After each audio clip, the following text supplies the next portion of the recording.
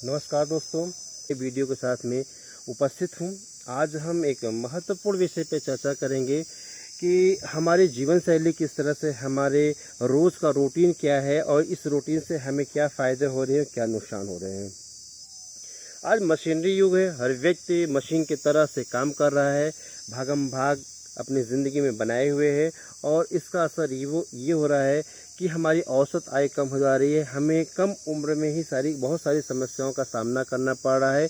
ये कहना गलत नहीं होगा कि मनुष्य अपने जीवन के बहुमूल्य 40 साल वो मशीन की तरह काम करता है और अपने भविष्य को, अपने परिवार के भविष्य को, अपने बच्चों के भविष्य के लिए पैसे बनाता है। लेकिन इन 40 सालों में वह अपने सेहत को दांव पे लगा देता है।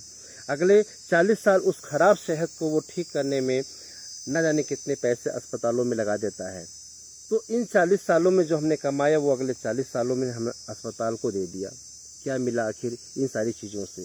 तो हम अगर थोड़ा सा भी ध्यान दें, हम थोड़े से भी अपने जीवन शैली में सुधार करें तो हम बहुत अच्छा जीवन शैली अपना बना सकते हैं और अपने परिवार का बना सकते हैं, अपने बच्चों का बना सकते हैं। कहा जाता है कि एक स्वस्थ शरीर में स्वस्थ मस्तिष्क का वास होता है। अगर हमारा शरीर ही स्वस्थ नहीं होगा तो हमारी कोई भी चीज़ें स्वस्थ नहीं हो सकती हैं, क्योंकि हम अच्छा सोच नहीं सकते हैं, हम अच्छे समाज में अच्छे तरीके से रह नहीं सकते हैं, हम अपने परिवार में लोगों के साथ अच्छा व्यवहार नहीं कर सकते हैं। इसलिए ज़रूरी है कि हम अपने शरीर को अच्छा बनाएं।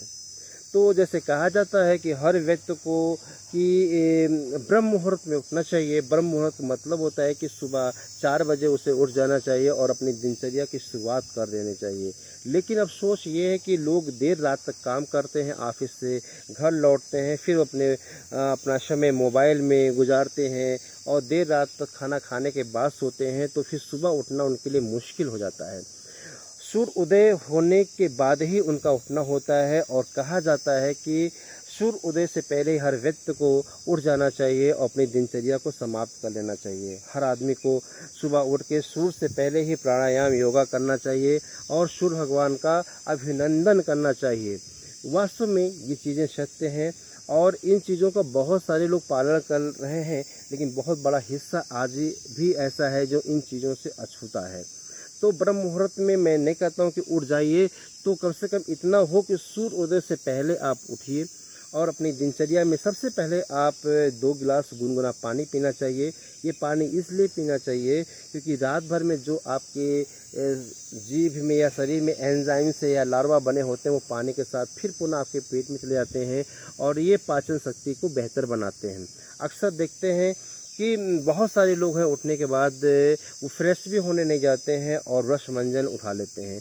तो इससे क्या होता है कि रात भर बना हुआ एक बहुत बड़ा एंजाइम हमारा बाहर शरीर के निकल जाता है, जो गलत होता है। तो गुनगुना पानी लीजिए, फ्रेश होइए, फिर उसके बाद आप ब्रश मंजन कीजिए। ब्रश मंजन में आज हर लोग टूथपेस्ट का प्रयोग करते हैं। पहले ज़माने में लोग दातुन का प्रयोग करते थे। ये दातुन हर तरीके से हमारे लिए बेहतर होता था। नीम का दातुन, बबूल का दातुन, शीशम का दातुन लोग करते थे। तो ये दातुन के जो रस होते थे हमारे शरीर के अंदर जाते थे और बहुत ही फ़ायदा करते थे। लेकिन इन आदतों को लोग भूलते चले जा रहे हैं, जिसका नतीजा है कि कम उम्र में लोगों के दांत खराब हो रहे हैं, लोगों को समस्याएं हो रही हैं, मुंह का भी कैंसर हो रहा है। तो हमें समझना होगा कि पुरानी प्रक्रिया में बहुत सारी चीज़ें छिपी हुई हैं। उन प्रक्रियाओं को अपने जीवन से नहीं निकालना है, उनको बनाए रखना है। तो ब्रश मंजन जो भी हो वो अच्छे से करने के पश्चात हम 30 मिनट कम से कम योगा और व्यायाम को दें। जो भी चीज़ें आती हैं वो कीजिए।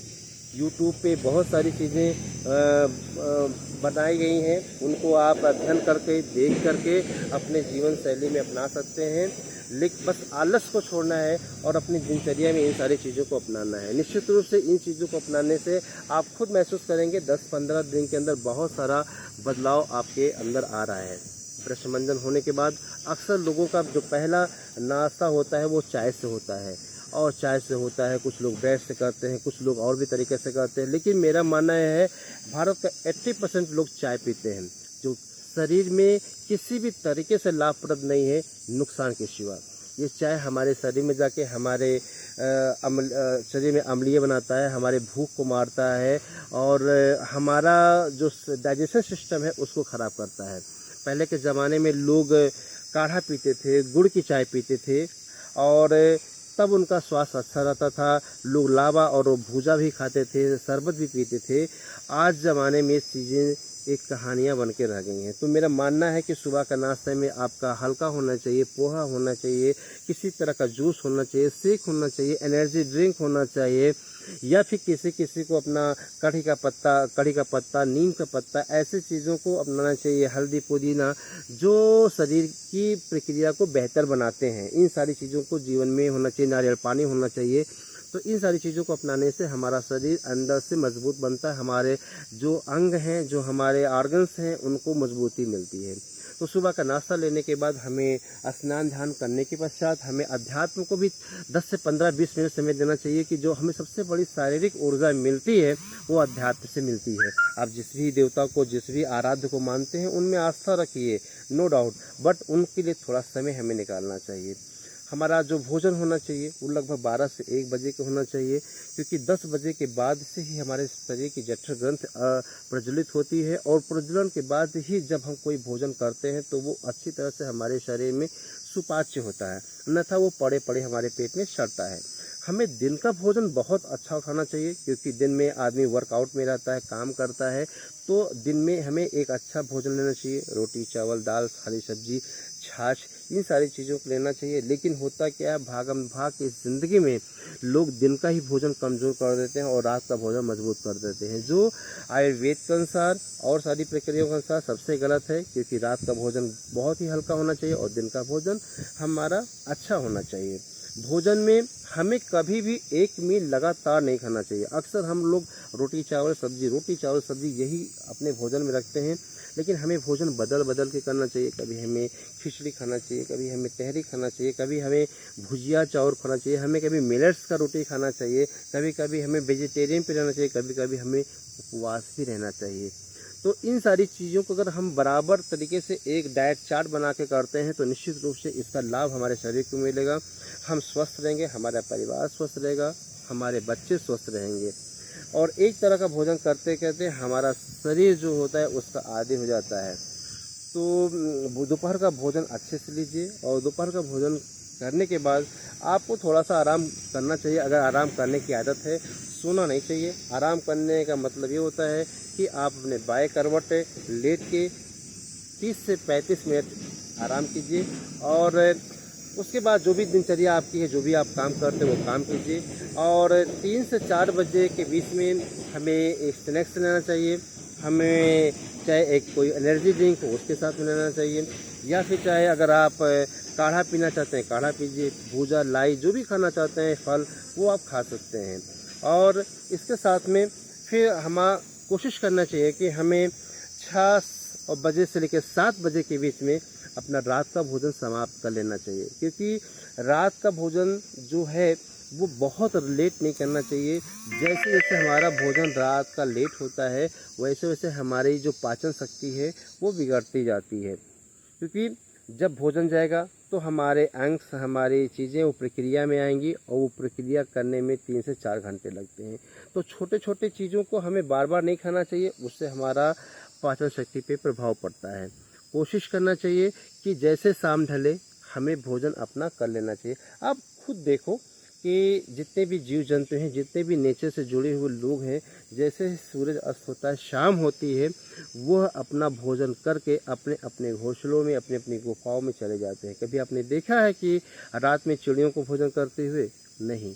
तो फिर हम क्यों करते हैं? हम तो सबसे समझदार जीव हैं इस धरती के, फिर हम देर रात तक क्यों खाते हैं? ये जो जंक फूड हैं, ये फास्ट फूड है, चाउमीन, पास्ता, बर्गर, पिज़्ज़ा, ये सारी चीज़ें, मोमोज़, ये सारी चीज़ें हमारी सेहत के लिए बहुत ही ख़राब है। और हमारी आज का जो न्यू जनरेशन है इन्हीं पे अपने जीवन को डिपेंड कर चुका है।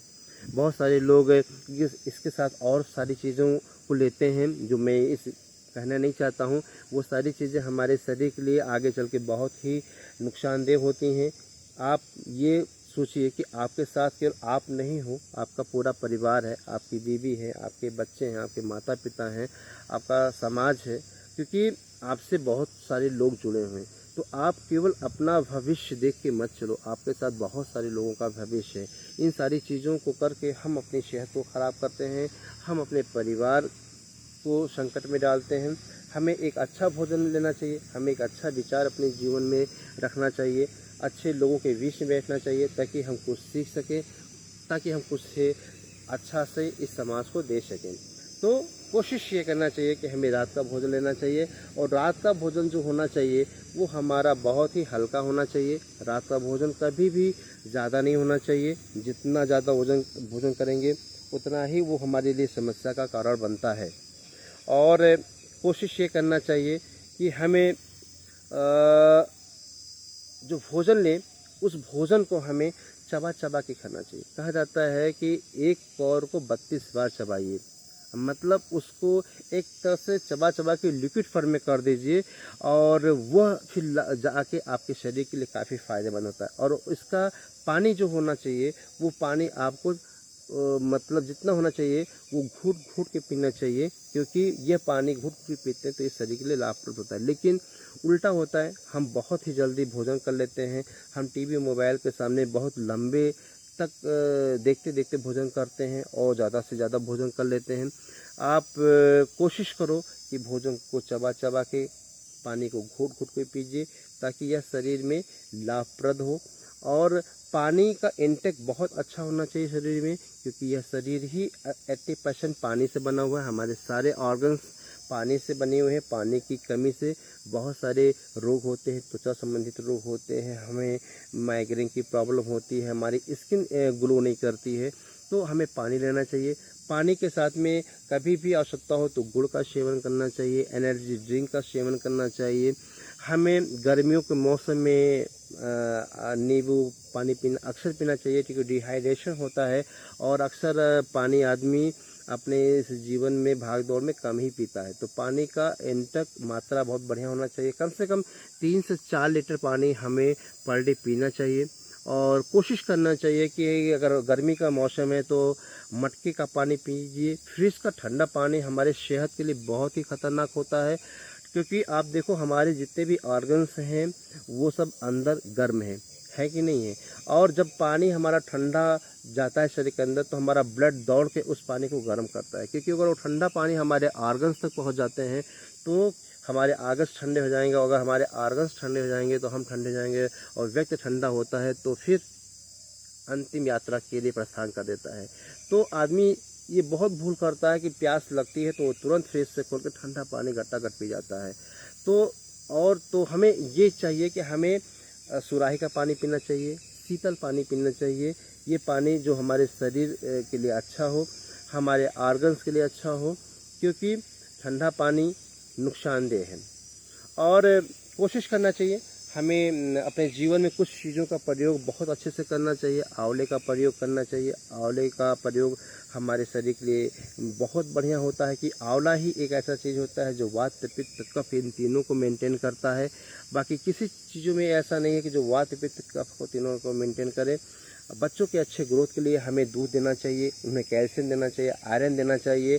लेकिन आज के बच्चे दूध पीने से भागते हैं, और उनको बोनविटा चाहिए, बूस्ट चाहिए, जो प्रचार में दिखता है लंबाई बढ़िए। जबकि कहा जाता है कि सबसे अच्छा कैल्शियम का सोर्स चूना होता है। अगर हम उनके भोजन में थोड़ा सा भी चूने का प्रयोग करें, मतलब गेहूं के दाने के बराबर, तो उनके ग्रोथ के लिए, उनकी हड्डियों के लिए बहुत ही अच्छा होता है। तो इन सारी चीज़ों को मिला के मैं कह सकता हूँ कि सबसे बड़ी चीज़ है कि हमें अपने जीवन शैली को बहुत अच्छे से समझना होगा, अपनी दिनचर्या को समझना होगा, हम क्या खाएं क्या नहीं खाएं। हम बाहर घर से निकलते हैं तो मित्रों के साथ बैठते हैं तो ज़रूर चाय हो जाती है। चाय बाहर के हमें प्लास्टिक के कप में मिलती है, हमें कागज़ के कप में मिलती है, जबकि कागज़ के कप में भी प्लास्टिक का लेयर होता है। जब हीट उसके संपर्क में चाय आती है तो न जाने प्लास्टिक के कितने माइक्रो कण हमारे लाखों की संख्या हमारे शरीर में जाते हैं। लगातार इसके सेवन करने से हमारे शरीर में कैंसर के सेल्स से डेवलप होते हैं, और इन सारी चीज़ों को लोग नहीं समझ पाते हैं। थोड़ा सा प्रचलन बढ़ा है, ट्रेंड बदला है, लोग कुल्हड़ों का प्रयोग कर रहे हैं, ये अच्छी बात है। लेकिन फिर भी हमें चाय से बचना चाहिए। बाहर की दिनचर्या में चाय, समोसा, मटर यही हमारा खाने पीने का हो चुका है। इन चीज़ों को अवॉइड करना चाहिए। कोशिश करना चाहिए हमें फल खा लें, और हम जूस पी लें, हम सत्तू पी लें। ऐसी चीज़ों को करना चाहिए शुरुआत में इन चीज़ों को करना थोड़ा कठिन होता है, आलस लगता है, लेकिन आप थोड़ा सा ये देखिए कि मैं नहीं हूँ, मेरे साथ मेरा परिवार है, मेरे बाद क्या होगा। इन सारी चीज़ों को अगर आप देखोगे तो ऑटोमेटिक है, इन चीज़ों को हाथ आप नहीं लगाओगे। लोग हफ्ते 2 हफ्ते में मीट मछली का अच्छे से सेवन कर लेते हैं, उसके साथ में द्रव्य का सेवन कर लेते हैं।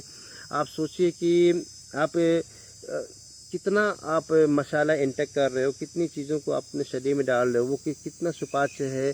जिस जीव को हम खा रहे हैं उसके हार्मोन्स हमारे हार्मोन से कितने अलग हैं, वो किस तरह से हमारे शरीर में एडजस्ट करेंगे, किस तरह से डेवलप करेंगे।